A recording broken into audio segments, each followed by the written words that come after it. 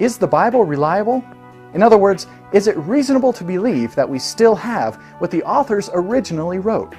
Let's look at the evidence. There are some 24,000 handwritten copies of the 27 books that make up the New Testament.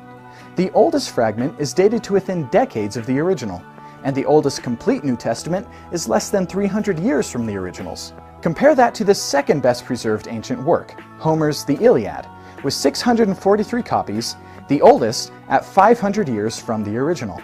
Then there's Sophocles with 193 copies at 1400 years, Aristotle with 49 copies at 1400 years, and so on. So for an ancient document, the attestation of the New Testament is extraordinary. But how accurate are those copies? The New Testament record has 40 lines of textual corruption with an accuracy of 99.5%. The Iliad has 764 lines of corruption with an accuracy of 95%. But let's get some more detail. Some claim there are as many as 400,000 textual variants across the New Testament record. That's a lot, so it's a good thing we have textual criticism, which, very simplified, works something like this. There's an original, which we don't have, and there are copies and copies of copies that we do have. So say someone accidentally or intentionally changed something here, here, and here. Well, they just work backwards through all the copies, pinpoint the history of the changes, and reconstruct what the original looked like. Of those 400,000 variants, the overwhelming majority are due to things like spelling, grammar, and other common scribal errors. Less than 1% of those variants actually affect the meaning of the text, and only a fraction of those are considered unresolved by textual criticism. But not one Christian teaching or belief is dependent on or changed by any variant. What about the canon, the list of books considered to be Scripture? The canon started taking shape right away as the apostles already considered each other's work as Scripture. Then, people who were taught by the apostles started collecting books that, 1, were from trusted sources, and 2, were consistent with apostolic teaching. Having been specifically warned about counterfeits by the apostles, they were ready and able to spot them. Many think that the canon was imposed by the Council of Nicaea, but we have record of a nearly identical canon at least 150 years earlier. There's really no room for some conspiratorial, untraceable, universally reaching perversion of the New Testament. So is it reasonable to trust that we have the teachings of Christianity as intended by the original authors? Yeah, all the evidence points in that direction with an impressive amount of certainty. So to insist that the Bible has been changed or corrupted beyond recognition is a conspicuously uninformed bias. I often hear students say, well, you can't know anything that happened 2,000 years ago. And what they fail to understand is that the crucial gap is not the gap between the time of the evidence and today. The crucial gap is the gap between the evidence and the events described by that evidence. If the gap between the events and the evidence for those events is short, then how long it has been since the evidence in those events to the present day is just irrelevant. Good evidence doesn't become bad evidence simply because of the lapse of time.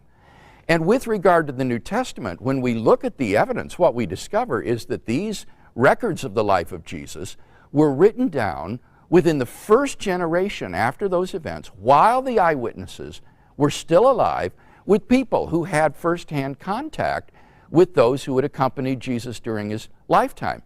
So that we actually have better sources for the life of Jesus of Nazareth than we do for most of the major figures of antiquity. For example, take Alexander the Great, the great Greek conqueror. Our earliest biographies, earliest sources for Alexander the Great, come from Arrian and Plutarch 400 years after Alexander's death. And yet, Greco-Roman historians still regard these records as fairly trustworthy accounts of the life of Alexander the Great. The fabulous legends about Alexander didn't arise until the centuries following those two authors. And contrast that to the New Testament, where we have books and records that are written within the first generation after the events while the eyewitnesses are still alive. So I think that we have very good evidence for the life of Jesus of Nazareth, very trustworthy evidence, and how long it has been since that evidence till today is simply irrelevant to the reliability and trustworthiness of that evidence. What are the evidences for the Bible being a reliable document? What are the proofs for believing the Bible? Yes. Now, Andrew, I want to ferret out an assumption that is underneath the question, okay? My argument for the facts of the empty tomb, the post-mortem appearances, the origin of the disciples' faith, doesn't presuppose the reliability of the Bible. It is not as though you first prove the general reliability of the Bible and then you deduce these facts.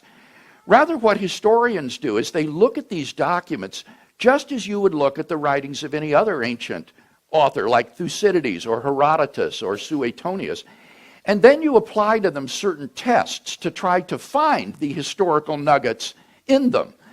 And some of these tests would include, just to list a few, multiple early independent sources. If you have a story or event that is related by independent sources very early, then it's very unlikely that that event was just made up independently of them rather than going back to a historical event. And events like the empty tomb are attested by 5 or 6 early independent sources, for example. Another criterion would be dissimilarity.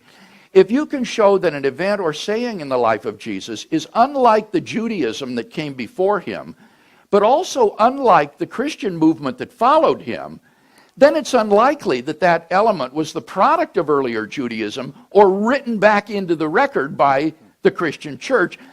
Rather, dissimilarity would show that that belongs to the historical Jesus himself. Another criterion would be embarrassment. If there are sayings or events that are potentially embarrassing or awkward for the early Christian church, then again, that makes it probable that it was not invented by the church. An example of this criterion at work would be the fact that it's women who discover the tomb empty. In first century patriarchal Jewish society, the testimony of women was regarded as worthless. And so it's actually a real embarrassment for the gospel writers to have to relate the fact that it was women who are the principal witnesses to the fact of Jesus' empty tomb. It would have been much easier for a legend to have Peter or John be the discoverers of the empty tomb. The fact that it's women who are the discoverers of the empty tomb is best explained by saying that they were the discoverers of it, and like it or not, the gospel writers faithfully record this.